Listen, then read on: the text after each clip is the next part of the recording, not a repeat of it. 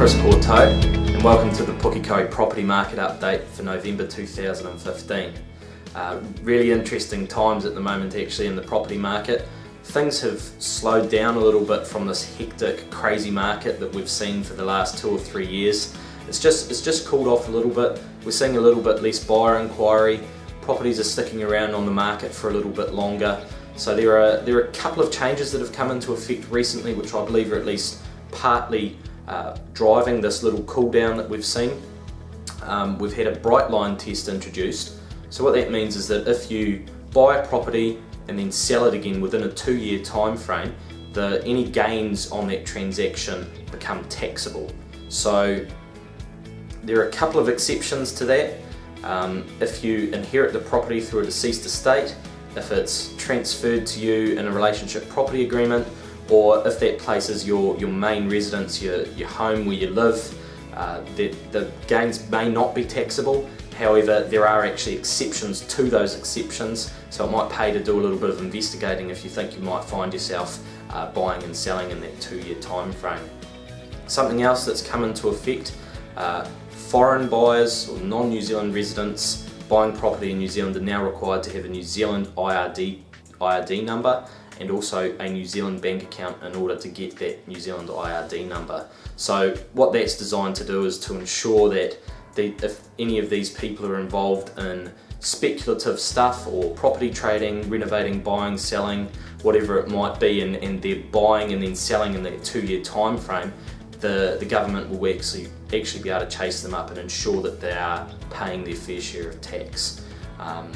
Another change that's happened, the Reserve Bank has actually stipulated that Auckland property investors are now required to have a 30% deposit on investment properties within the Auckland area. So that's on top of the fact that if you're an owner-occupier, you need to have a 20% deposit when you're buying a new home. The investors now need to have 30% when they're buying something. So you can see that some of these changes have caused some buyers to leave the marketplace, particularly foreign buyers and people who were involved in more speculative kinds of transactions. So these have really hit some areas harder than others, areas where there were predominantly foreign buyers or predominantly speculators and investors. So that's not so much the case here in Pukekohe and here in Franklin. There are some suburbs in Auckland which are a little bit harder hit. So whilst we might not be seeing the direct effects of that, although we are feeling it a little bit, we do tend to follow on from the Auckland market. So if the Auckland market cools off significantly, we do tend to do the same just a little bit later on. So it will be interesting to see what happens here if this continues to carry on. This little lull that we're seeing with buyers coming out of the market is actually compounded a little bit by the fact that in spring we obviously always get this influx of listings, people selling over these warmer months. So there are more properties sitting on the market now. There are about 230 on the market in Puke at the moment, compared to over the last 6 months or so, where if you jumped on Trade Me you'd be looking at about 170, 180 properties over those cooler winter months. So there's been this influx as well as a whole lot of buyers leave the market. So the inquiry's a little bit slower and things are sticking around a little bit longer.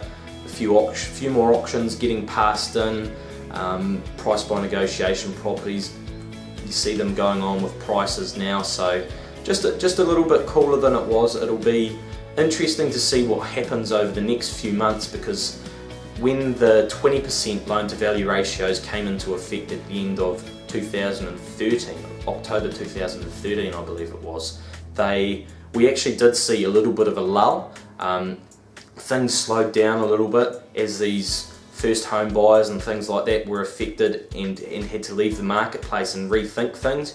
But as people figured out ways of getting around the rules, whether they're having parents go guarantor on their loan or whatever it might be, people started entering the marketplace, and those underlying economic drivers that are driving the house price increase in Auckland just kicked back in. So we still have really strong migration, a lot of people coming to live in Auckland City. We still have not enough homes being built. Interest rates are super low, so it will be very telling just looking at the property market over the next few months what we're going to sort of be in store for over the next little while. So as far as numbers of properties sold, in October we saw 59 properties sold. That's around the same as we saw in September, which was 63 properties sold. That's according to the REINZ statistics. And the 59 that we saw sold in October, despite the fact that we've had these changes come into effect, was actually a little bit higher than last year in October, which was 49 properties sold. So, like I've mentioned, we're heading into what has traditionally been a really strong selling season. The added deadline that Christmas gives, with people really wanting to get things sorted out by Christmas time, has really spurred the market on over the last few years. So if you're looking to sell your home, there is still the chance of doing that before Christmas. So if you are interested in that, please do have a chat to me.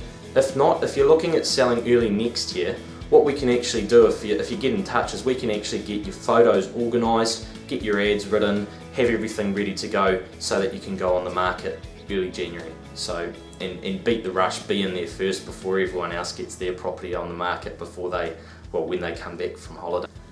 That's it for this month's property market update. Just remember, for any of your real estate needs, you can get in touch with me. Look forward to seeing you next month.